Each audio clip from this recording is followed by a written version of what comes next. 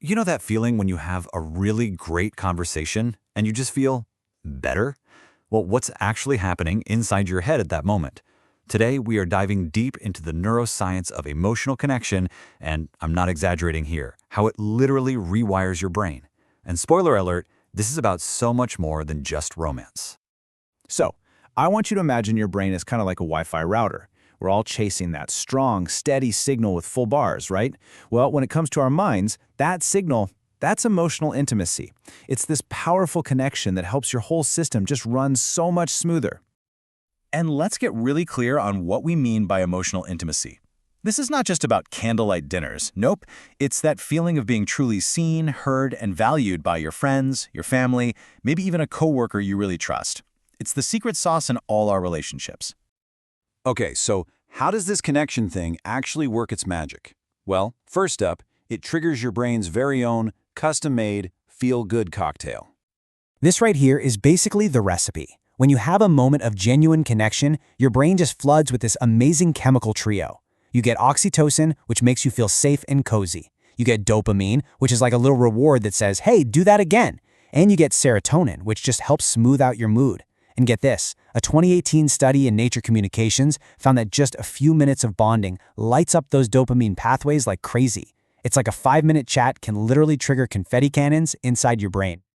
But this goes so much deeper than just a temporary buzz. Connection actually builds a more resilient mind, one that's way better at handling whatever life throws at it. Let's dig into how that happens.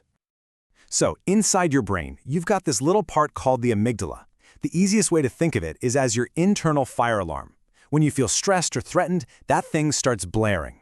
But when you feel safe and understood by someone else, that alarm just doesn't go off nearly as loudly. It's more like a quiet little hum. And this isn't just a feeling. It has a real hormonal effect. You know that pesky stress hormone, cortisol? It actually drops. There was this experiment in 2020 where they had people do stressful tasks. The ones who had supportive friends with them showed way smaller spikes in cortisol than the people who had to go it alone. It's actual, measurable proof that having someone in your corner changes your body's chemistry. It also helps you think so much more clearly.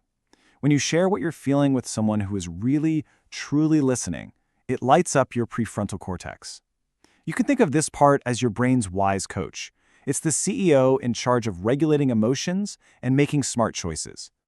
Brain scans actually show that when someone listens with empathy, that wise coach helps you go from a state of total worry and confusion to one of clarity. I absolutely love this metaphor from our source material. It's like your neurons swap chaos for coffee. Suddenly, everything is sharp and focused.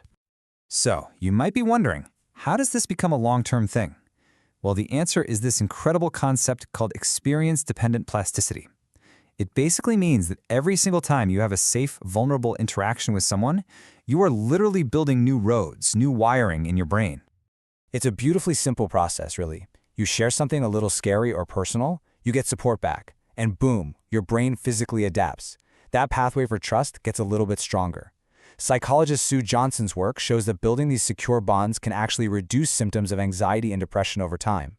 Your brain is literally learning, hey, connection is safe. This is good for us.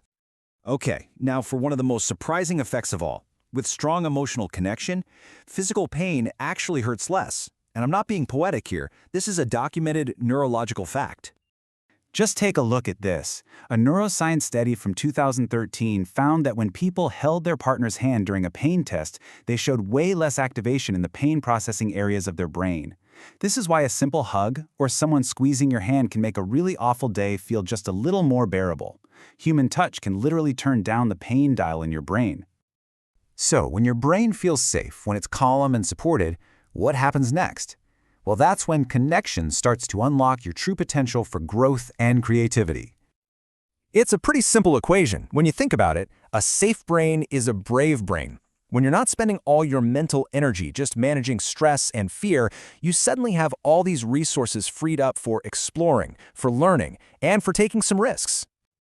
And researchers at UNC found exactly this. This kind of emotional support is like a launch pad.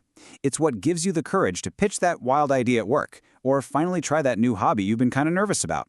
Your brain is basically giving you the green light, saying, go for it, we've got backup.